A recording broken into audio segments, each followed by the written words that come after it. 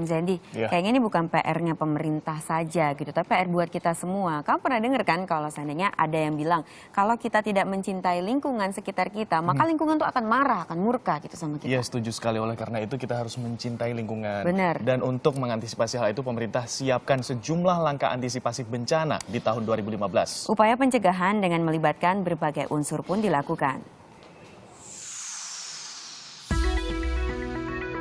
Sejumlah bencana alam telah terjadi. Meski belum maksimal, melalui Kementerian Sosial 158 miliar rupiah telah digelontorkan untuk penanganan bencana alam sepanjang tahun 2014. Dana tersebut digunakan untuk membina 33 kampung siaga bencana, serta membimbing 5.700-an petugas siaga bencana atau relawan dan membantu 50.000 korban bencana. Kemensos juga mengklaim tengah membina sekitar 27.000 relawan tanggap bencana di seluruh Indonesia. Inilah yang menjadi pionir di mana dia menghidupkan kampung siaga bencana. Disitulah dia diadakan pelatihan, diadakan simulasi, diadakan diskusi di kampung siaga bencana. Kalau seandainya daerah itu terjadi bencana, apa yang harus dilakukan oleh masyarakat itu sendiri? Meski begitu, Kemensos mengaku tak bisa bekerja sendiri. Mereka butuh kerjasama berbagai lembaga dan masyarakat. Kalau sudah bicara bencana, adanya koordinasi dan sinergi.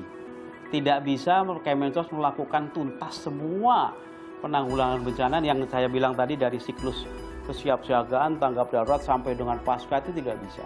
Pasti membutuhkan kementerian lain, baik PU, baik kesehatan, baik BNPB, BPBD, itu semua.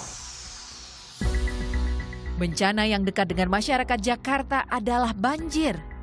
Guna antisipasi banjir, pemerintah Provinsi DKI Jakarta melakukan berbagai upaya antisipasi bencana. Antara lain pembangunan saluran air, normalisasi waduk, dan pembuatan sumur resapan air.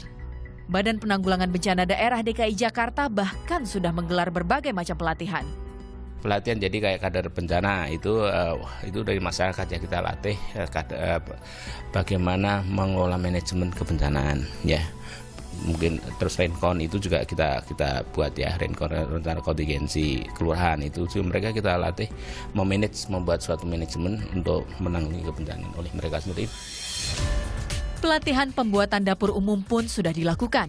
Para camat dan lurah pun dilatih guna menjadi pemimpin tanggap bencana di daerah mereka. Tak hanya pelatihan, BPBD pun menggunakan sistem DIMS atau Disaster Management System untuk melihat pergerakan siaga pintu air. Informasi ini terus diperbaharui setiap jam.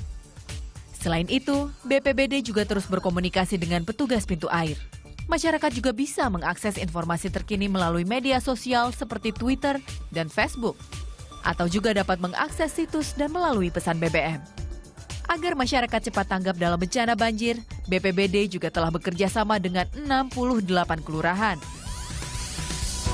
Namun, segala upaya ini tak akan berjalan lancar jika masyarakat tidak ambil bagian. Upaya menjaga kebersihan merupakan langkah paling awal antisipasi banjir di kalangan masyarakat. Farhana Halid, Januar Yuda, melaporkan untuk NET.